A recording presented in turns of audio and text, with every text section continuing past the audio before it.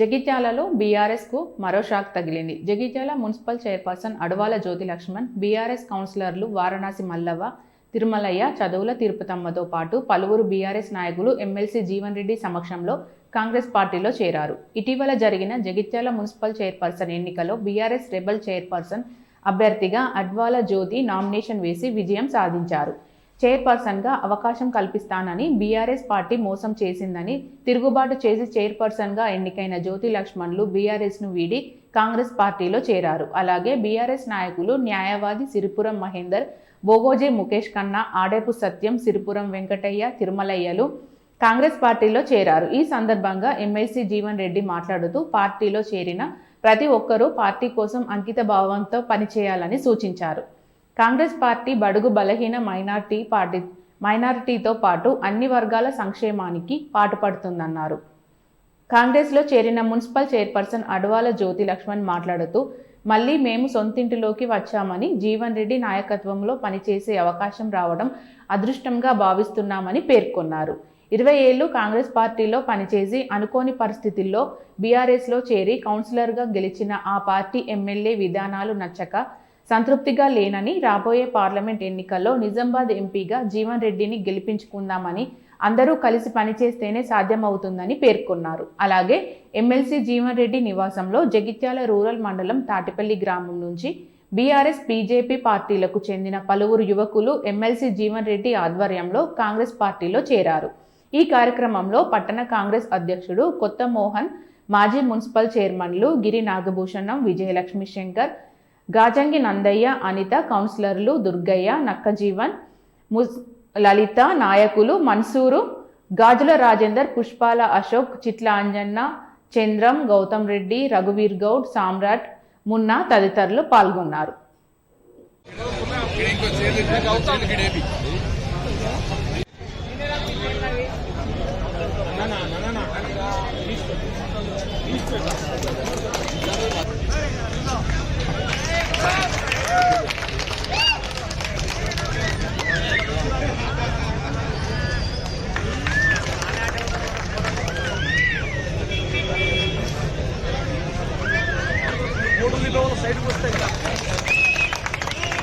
బాధపడ్డాను. మళ్ళీ ఇక్కడికి వచ్చిన తర్వాత చాలా సంతోషపడుతున్నాను. ఎందుకంటే నేను వెళ్ళిపోయింది కొద్ది రోజులు మాత్రమే. మళ్ళీ ఇక్కడికి వచ్చిన నుంచి చాలా సంతోషంగా ఉంది. ఎందుకంటే నేను వస్తాను అనగానే రామ్మ ఇది నీళ్లు అని చెప్పేసి స్వాగతించిన జీవనానికి ప్రత్యేక కృతజ్ఞత తెలుపుతున్నాను. నా వల్ల ఏదైనా నేను తప్పుగా మాట్లాడితే నన్ను క్షమించండి. ఎందుకంటే నేను కొత్త ఆ పార్టీలో ఉన్నప్పుడు మహిళలకు మాట్లాడే అవకాశం కూడా ఎప్పుడు ఇవ్వలేదు. అందుకనే నేను భయంగా మాట్లాడుతున్నాను. జీవనాన్ని ఏమన్నారంటే, అమ్మ నీకు ఎందుకు భయం, నేను ఉన్నాను కదా, నేను చూసుకుంటా, నువ్వు ఏదైనా మాట్లాడు అని చెప్పారు. ఒకటి ఏంటంటే, నేను ఇంత కష్టపడి ఇవాళ మనం కొట్లాడి వచ్చినాము అంటే జగిత్యాలకు ఏదో చేయడానికే వచ్చినాం. ఈ 5 సంవత్సరాల నుంచి జరిగిన అభివృద్ధి 60 సంవత్సరాల నుంచి ఇట్లాంటి ఒక అభివృద్ధి అంటే ఏంటంటే ఇట్లాంటి మున్సిపాలిటీ లేదు. కానీ గత 4 సంవత్సరాల నుంచి మున్సిపాలిటీ చాలా అస్తవ్యస్తంగా మారిపోయింది. ఇక నుంచి ఏదేమైనా సరే ఈ ఉన్న 10 నెలల 11 నెలల ఈ ఇంత కాలంలో ఖచ్చితంగా అభివృద్ధి చేసే చూపిస్తామని చెప్తున్నాను. నా వల్ల అయ్యింది, నా వల్ల కాంది కూడా, అంటే నాకు ఇది మాత్రమే అవుతుంది కాకుండా ఇంతకంటే ఎక్కువ కూడా చేసి చూపిస్తాను. ఒక్క రోజు కూడా రెస్ట్ తీసుకోకుండా జీవనన్నతో నేను కలిసి పనిచేస్తాం. జీవనన్న సహకారంతో నేను పనిచేసి జగిత్యాలకు ఒక మంచి పేరు తీసుకొస్తా, జీవనన్న కూడా ఒక మంచి పేరు తీసుకొస్తా అని చెప్తున్నాను. పేర్కొనడం జరిగిందో అనంతరం ఒక పర్యాటక ప్రాంతంగా ఇవాళ దాన్ని ప్రాజెక్ట్ చేయాలని ప్రయత్నం చేయలేదు. నిజంగానే ఆ పర్యాటక ప్రాంతంగా కూడా మిగిలినదని చెప్పంటున్నాయి. పర్యాటక ప్రాంతంగా కూడా మిగిలినదని చెప్పంటున్నాను. రాష్ట్రం ఏదైతుందో 1,20,000 కోట్ల అప్పు సరిజు రాసి వచ్చిందని చెప్పండి.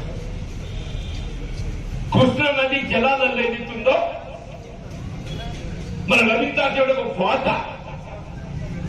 నదీ ప్రవాహం ఏదైతుందో పాలే క్యాచ్మెంట్ ఏరియా 2 బాలు మన తెలంగాణలో ఉంటే ఒక పాలు ఏదైతుందో సీమాంధ్రంలోనే క్యాచ్మెంట్ ఏరియాకి అనుగుణంగా నీరు కేటాయించుకుంటుంది. అంటే 200 TMC నీళ్లలో మన 2 బాలు వచ్చి ఒక్క బాలు సీమాంధ్రం పోవాలి. అంటే దాదాపు 500 పైకిలు TMC నీళ్లు మనకు వచ్చి 300 టీఎంసీ నీళ్లు ఆంధ్ర పోవాల్సింది 500 టీఎంసీ నీళ్లు సీమాంధ్ర పోయినాయి, 300 టీఎంసీ నీళ్లు మనకు వచ్చినాయి. దొరగా చేసిన ఇది మన లాభం అని చెప్పండి. ఇక్కడ ప్రాణిత నదీ జలాలు మేడిగడ్డ కొట్టుకపోయి ఏదైతుందో పరువు తీసింది. అక్కడ కృష్ణ నదీ జలాలు ఏదైతుందో జగన్మోహన్ రెడ్డితో మరి మైత్రి బంధంతో కమిషనర్ కక్కుర్తితో ఏదైతుందో రాయలసీమ లిఫ్ట్ ఇరిగేషన్ ప్రాజెక్ట్ ద్వారా రోజుకు 8 టీఎంసీ నీరుని ఎత్తిపోసే విధంగా, అంటే రోజుకి 8 టీఎంసీ నీరు ఎత్తిపోస్తే నేను నాగరి సాగర్ మట్టిపోతే అందులో ఏమి నీరు ఉన్నది ఆయన అని చెప్పంటున్నాయి. ఇలా దేవుడు నిజంగా మనకు దేవుడి మనం ఒక్కాలని చెప్పట్టున్నాయి. అదృష్టం కొద్ది మనం మార్పు కోరిన మార్పు జరిగింది, కానీ తగ్గిపోయిన అదే మన కేసీఆర్ వస్తే ఇటు తెలంగాణ మొత్తం ఏదైతుందో మళ్ళీ సీమాంతం తాకట్టు పెట్టే పరిస్థితి వస్తుంది. సీమాంతం తాకట్టు పెట్టే పరిస్థితి వస్తుంది చెప్పండి.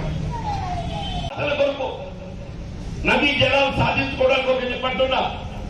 ఆ ప్రాణైతే నదీ జలాలైతే తుమ్మడి బ్యారేజీ నిర్మాణం చేసి ఎల్లంపల్లి వరకు నీటిని తరలింప చేసే విధంగా కృష్ణ నదీ జలాలలో హక్కును కూడా సాధించుకోవడానికి కొరకు అవసరం వస్తే సీమాంతతోనే కాదు కేంద్రాన్ని కూడా ఒప్పించే విధంగా ఉద్యమించడానికి కాంగ్రెస్ పార్టీ సిద్ధంగా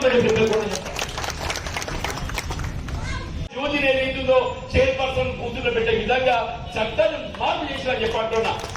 నేను రేవంత్ రెడ్డి ముఖ్యమంత్రి అయినాక చెప్పంటున్నా, నువ్వు నాకేం చేస్తావు చేయవు నాకు తెలియదు, కానీ మా జగిత్యాల మున్సిపాలిటీ 15 వర్గాల మహిళలు కిటప్ చేయబడ్డారు. వాళ్ళకి ఏదైతుందో వాళ్ళతో భర్తీ చేయబడే విధంగా చట్టాన్ని మార్పు చేయమని చెప్పని చేయబట్టి అడిగాను. నేను కోరుతాగా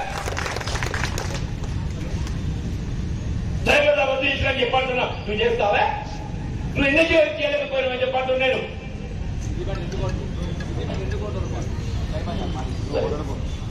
ఇంత గొప్ప చెప్పిన సిరిసిల్ల కేటీఆర్ మా మున్సిపాలిటీ ఏం చేసేవాడిని మున్సిపాలిటీగా ఇదే వేదికగా ఛాలెంజ్ ఇస్తున్న హరీష్ రావు గారే కానీ కేటీఆర్ గారే కానీ 2014 కంటే పూర్వం జగిత్యాల మున్సిపాలిటీ ఏ విధంగా అభివృద్ధి చెందింది, నీ సిరిసిల్ల ఎక్కడ ఉండే, నీ సీటుపేట ఎక్కడ ఉంటాయి. తెలంగాణ వచ్చినాక మామ అల్లుడు కూడా మీరు ఏం చేసుకున్నా తెలియదు, కానీ 14 కంటే పూర్వం పోల్చుకుందామా. నేను తిండి పెట్టుకోవాలని సిద్ధం, సిద్ధంతో సిద్ధమని చెప్పండి. పట్టణాభివృద్ధి కానీ విద్యా వైద్యం కానీ ఉపాధి రంగం కానీ ఏ రకమే కానీ చెప్పండి. నేను సిద్దిపేటే కానీ సిద్దిలే కానీ 2014 కంటే పూర్వం అభివృద్ధి అనేది జగిత్యాల తెలంగాణ ఒక సిద్దిపేట కాదయా ఉమ్మడి రాష్ట్రంలో పులివెందులతో సహా చెప్పండి. పని సంకల్పం కావాలి.